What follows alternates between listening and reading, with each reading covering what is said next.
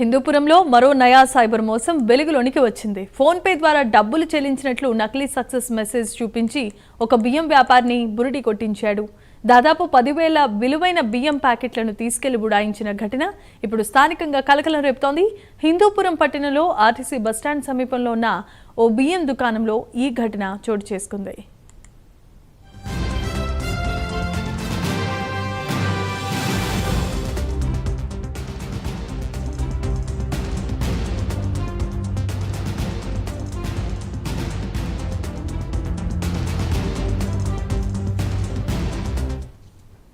గుర్తు తెలియని వ్యక్తి దుకాణానికి వచ్చి సుమారు 10,000 విలువైన బియ్యం ప్యాకెట్లు కొనుగోలు చేశాడు. డబ్బులను ఫోన్ పే ద్వారా చెల్లిస్తాను అంటూ వ్యాపారిని నమ్మబలికి చెల్లింపు విజయవంతమైనట్లు నకిలీ సక్సెస్ మెసేజ్ ను తన మొబైల్లో చూపించాడు.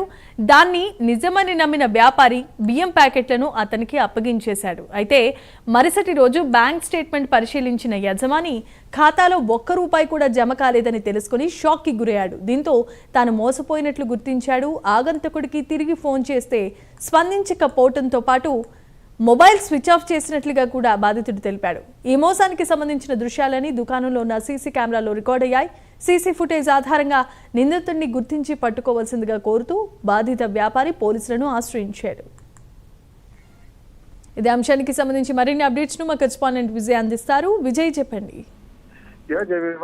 రోజు రోజుకి మోసాల్లో రీచ్ అనేది పూర్తిగా పెరిగిపోతుందని చెప్పవచ్చు. అయితే మోసగాళ్ళు ఒక పంతం అంటే ఏదైతే మోసం చేయాలనుకుంటారో ఆ పంతాన్ని రకరకాలుగా వినియోగించుకుంటున్నారు.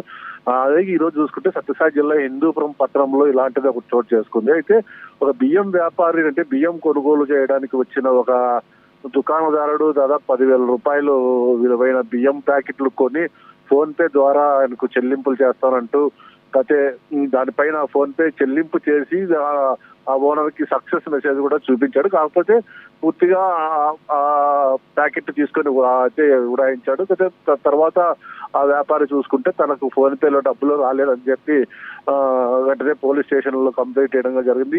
ఈ తతంగం అంతా పోలీసు సీసీ కెమెరాల్లో కూడా రికార్డ్ అయ్యింది. అయితే మోసగాళ్ళు తమ మోసాలు చేయడానికి ఎన్నో మార్గాలు ఎంచుకుంటున్నారు. ఇప్పుడు ఇలాంటి మోసాలు కూడా చేస్తుండడంతో పోలీసులు కూడా అప్రమత్తంగా ఉండాలి. ఒకటికి 2 సార్లు పూర్తిగా చెక్ చేసుకోవాలని చెప్పి అంటున్నారు. Right, thanks for the updates Vijay.